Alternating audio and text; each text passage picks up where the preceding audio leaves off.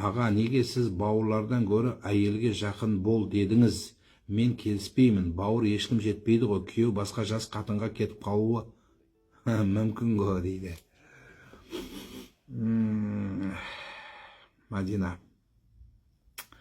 сен күйеуге шыққанда көресің оны, біріншіден. Екіншіден, бауырдың өзінің орны бар, әйелдің өзінің орны бар. Сондықтан осыны түсіну керек. Түптің түбінде сен жақсылық жасаған бауырың, сен өліп талған қарындасың, апаң барлығы бауыр болып қалады. Бауыр, бауыр. Бірақ атаң қазақ бір ауыз сөзбен айтқан. Бірге тумақ бар, бірге жүрмек жоқ дейді. Түсінесің ба? Сіз көрмейсіз ғой, мен көрем, 2 күнді бір көрем, бір адам ауырып өлейін деп жатыр. Соның памперсін ауыстыруға, ауыстырыңдар памперсін деймін, мен дем салуға барам ғой. Сол кезде жаңағы бауыры келмейді, сол кезде әйелі келеді. Сондықтан әйелімен жақын болған адам өмірде ұтады. Мен бауырды қуып жібер деген жоқпын бұл жерде. Бауырмен араласпа деп жатқан жоқпын, қайта бауырға жақын бол деп адам.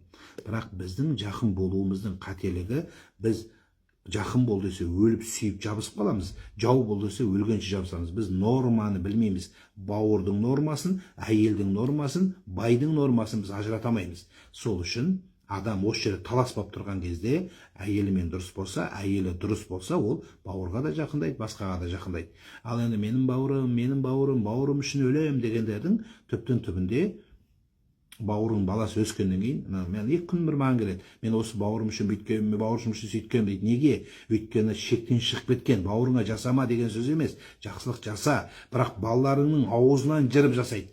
Әйелінің аузынан жырып жасайды. Түсінесің бе сен? Қарындасына беремен деп әйелінен балаларын жылатып соған береді. Сол дұрыс па сонда? Мысалы, сен қыз, Мадина, күйеуге шықпағансың. Сенің ағаң саған бере береді, саған бере береді, саған бере береді, бірақ өзінің баласына жетпей жатыр. Саған бәрібір оның баласы не болса болсын. Ол табады ғой, өлмейді ол дейсің. Мен бауырмын дейсің. Не пайда сен? Сен кім айтты, что сен қайтарып бере аласың деп. Бірақ ол өзінің бала үшін жауапты. Сен уже кесір, бір сөз айтамын саған, өгіздей қызсың. Сен өз наныңды өзің тауып жейсің, өз тамағыңды өзің тауып жейсің, далада қалсаң қат өліп қалмайсың. Ал оның бала шағалары кішкентай әлі, аяққа тұрмаған. Сол баладан жақсылық көру үшін, ертең тәрбие үшін ол соған қарайды. Түсінікті ма? Сол үшін бауырдың аты бауыр, баланың аты бала. Пайғамбар саллаллаху алейхи вассалам бауырмен алыс бол деген жоқ, бауырмен жақсы бол. Бауырмен аралас, кел, құшақта, төрге шығар, бұл дұрыс. Өте жақсы, супер.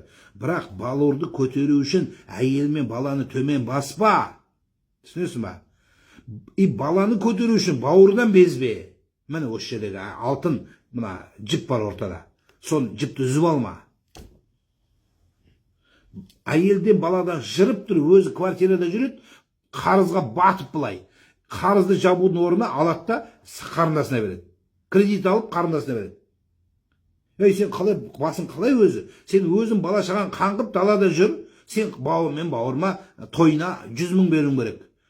100 000 берме, өзің кредитіңді жап, сен кредитіңді жап, сорлау, не қыласың? Әйел бала шағың қаңғып жүр далада, үстіне бір көйлек алып киген жоқ, жыртық нәскиді айландырып киіп жүр.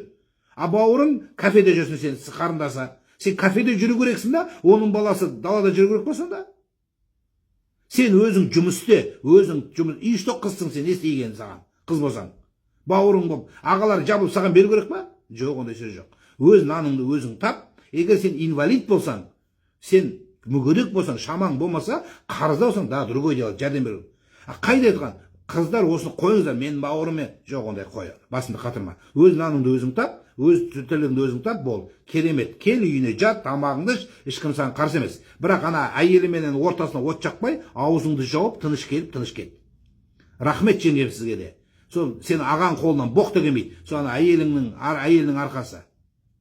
Сол әйелі сол қой деп тамақ, еркек сен бауырыңа шай қойып береміз аған, сол әйелі қойып береді. Сол үшін жеңгеңді мақтай біл.